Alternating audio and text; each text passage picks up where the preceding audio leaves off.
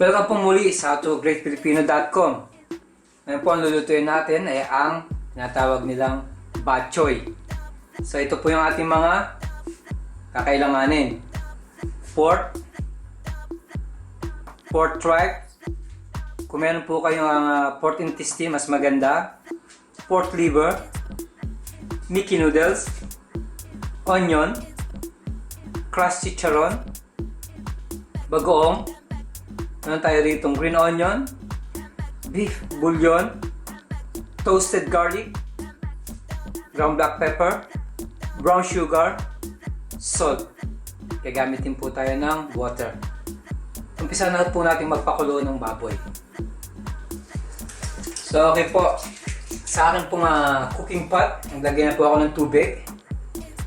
So ita-drop natin yung ating baboy, beef bouillon,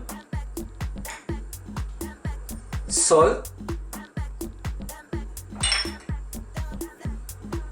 ground black pepper, brown sugar, at ang ating shrimp paste. Lalagyan na rin po natin ng onion. Pwede po kayong maglagay ng onion powder kung gusto nyo. So papakuluin lang natin siya ng mga 40 minutes. Tapos nun, idadrop na natin yung ating pig's liver. So ngayon, takpan po muna natin. Okay po, buksan na natin.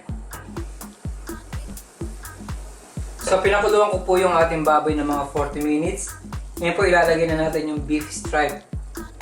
Ito pong beef stripe, pinakuluan ko na rin siya sa luya, sibuyas, tsaka sa paminta. Para lang matanggal yung kanyang lansa. Kaya medyo malambot na po ito.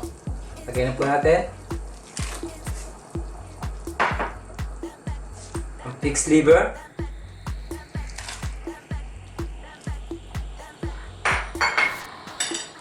Ngayon po, haluin natin. So again, papakuluan ulit natin siya ng mga ilang minuto. Once na malambot na rin po yung ating atay, iahanguin ko po yung pork, tapos i-chop ko siya sa pieces para i-toppings natin sa ating Mickey. Nga pala, yung ating Mickey noodles, binulance ko lang siya. Cook na po ito, kaya ready na po siyang lagyan ng stocks. So again, takpan ulit natin. I-reboil natin siya. At mamaya, papakita ko sa inyo sa table kung paano ang paglalagay sa ibabaw ng toppings ng ating bok choy. So ito na po, nilagay ko na po sa ating serving bowl yung ating Mickey. Tapos mga chinap ko na rin po yung baboy, yung laman loob ng ating baboy. So mangyari lang yung pinagsabawan niya, sasali na natin siya. Napakalasa po nito. So lagyan na natin siya ng sabaw hanggang makover yung ating baboy sa ibabaw. Ganyan lang po. Nasa sa inyo po kung gusto nyo damihan ng sabaw. Tapos po, lalagyan na natin siya ng crushed chicharon.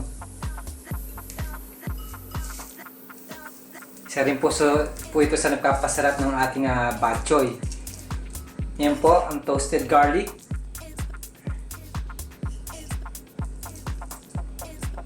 At ang spring onion. So, ready na po siyang serve. Ready na po siyang kainin. Muli, maraming salamat sa panonood ng howtogreatfilipino.com. Mabuhay!